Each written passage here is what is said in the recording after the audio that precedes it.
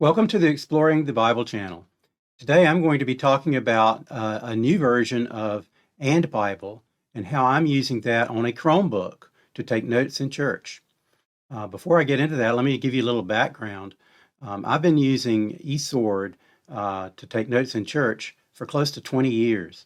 I got started on that on a Pocket PC version of AndBible of eSword back then, and took notes for several years on that Pocket PC, but then upgraded that to a laptop at some point in the late 2000s, maybe 2009, maybe somewhere in that time frame. I started doing it on a Windows laptop, and I've got probably I don't know, 12 years of sermon notes on that laptop now, on that laptop and the ones that I moved it on, the newer ones that I moved that onto.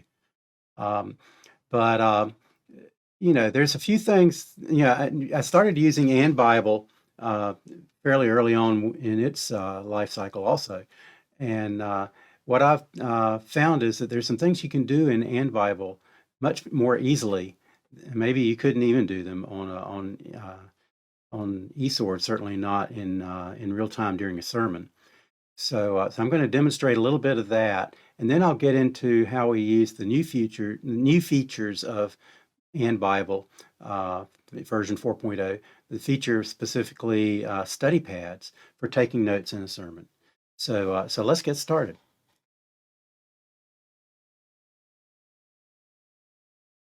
Okay.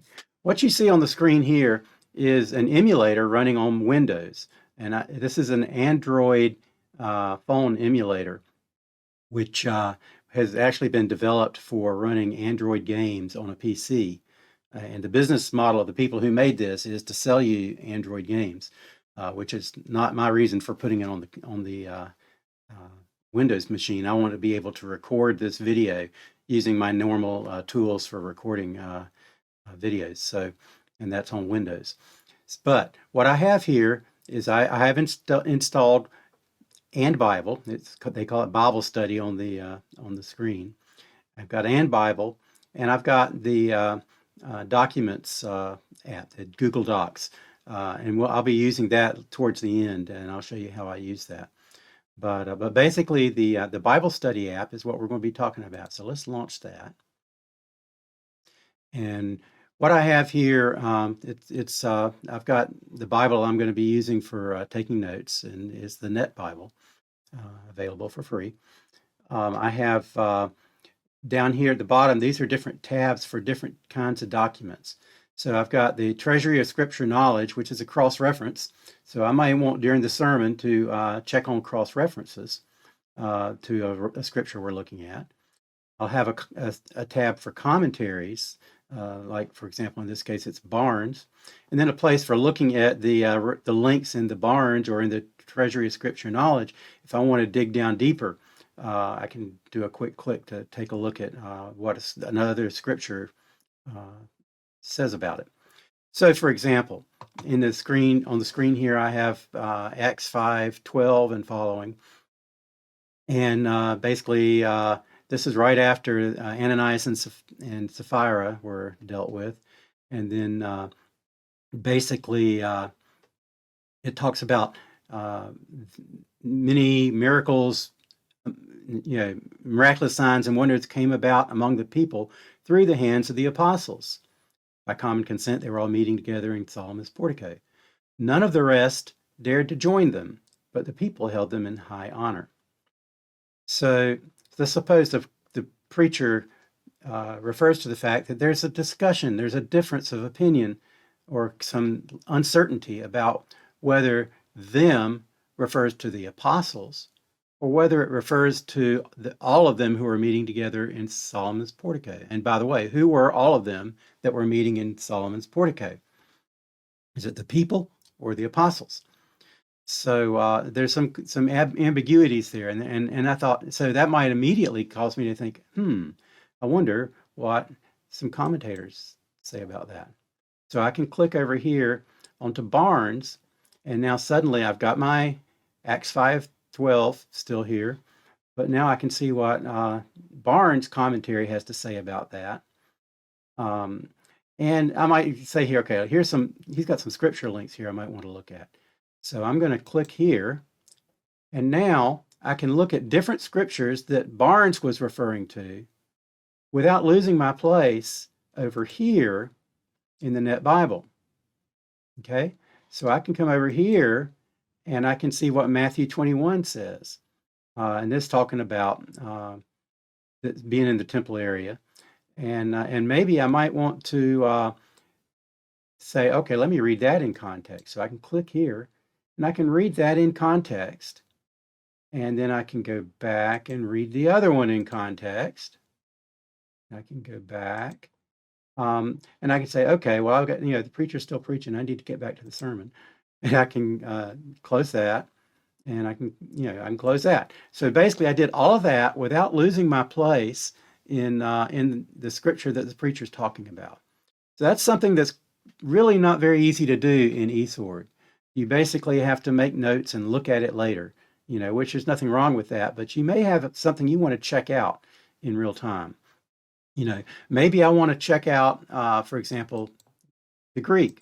So I can click up here on this and I can say, and of course you can do this in eSword also, but I may want to say, let me see, what is this word apostles? See, I can come over here and see apostles, and I can get the Greek word for that, and I can read the definition of that.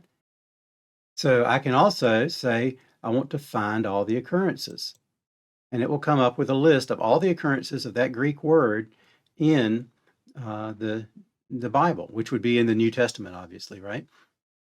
And I can take one of these, I can go look at it.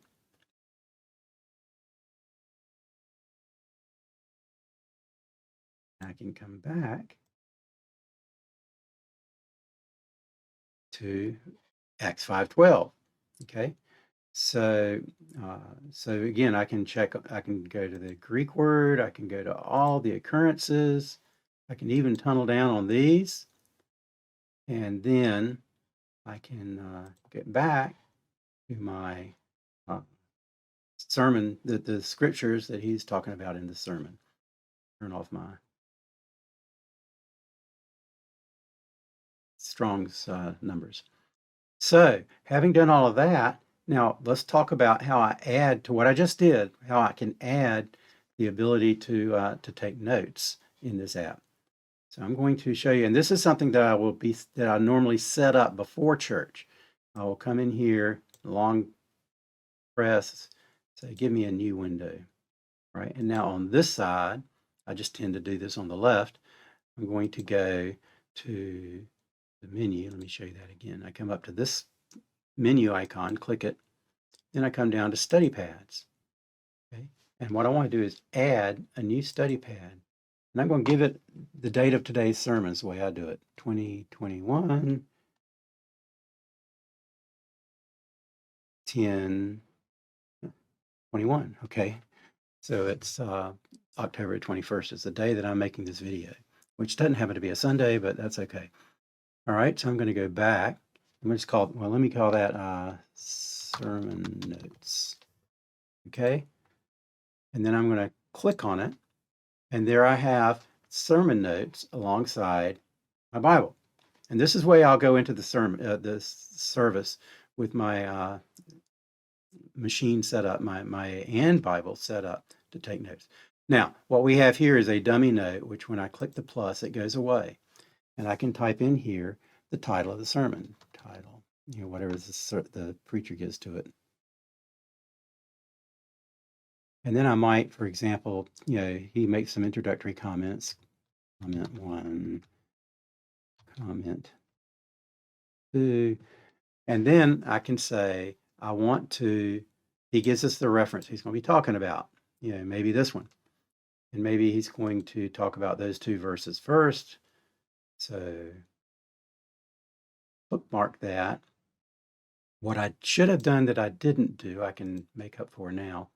I wanted to make this my, here we go, the auto assign label. Okay. And that's the label I want to apply to this bookmark that I just did. I should normally have done that when I created the sermon notes. That's what we've done. So now we have eSword has now added that to my sermon notes, that scripture that I just looked up. So then the preacher will go on and talk about that, and it will say, our comments after the scripture. Yeah, I could also let's just do another. These would be maybe comments that don't pertain particularly exactly to that scripture, but let's do another scripture here. I'm going to add that the bookmark, and see I can also say I want to make my comments on that scripture more and more. That's great. Okay, but so that pertains to that particular scripture. But then maybe down here, he's making general comments about the sermon topic. Okay, and so I can make those comments. So, and I'm just kind of giving you an example here. I'm not really writing a sermon here, but this is the way that the preacher might go and how I would be taking the notes. All right. So this just continues on until we get to the end of the sermon. And then when I'm done, I want to be able to save this. And I don't want to have to save 10 years of sermons on my Chromebook. I have limited storage. That's kind of the point. So for right now, because there's not a way for me to email this or share this or send it outside of the machine, what I will do is say select all, copy. Those features work a little bit differently in this emulator from on the Chromebook. But I will basically do a Control-A to select all and then a Control-C to copy. And then what I will do is come to the home screen, launch Docs, create a new document, and I'll do a Control-V, and there are my sermon notes.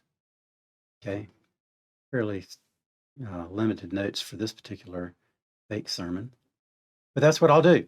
And so that will be, and I want to come up here and give it a title, and he'll default it to that, which is good enough for this. And that's how I do it. So, I'm sure that the capabilities of AndBible for doing this sort of thing are going to improve, but I'm actually quite excited about the fact that I can navigate through all these different documents and not lose my place in the sermon while the preacher is preaching. And I can do those things quite quickly. I will get quicker at it. As you can tell, I'm still kind of getting used to this. But this is how I have started using AndBible for taking notes in a sermon. And so hopefully that's helpful to you. And I hope you'll give it a chance, give it a try on a Chromebook. It's a new capability that has really been interesting to me.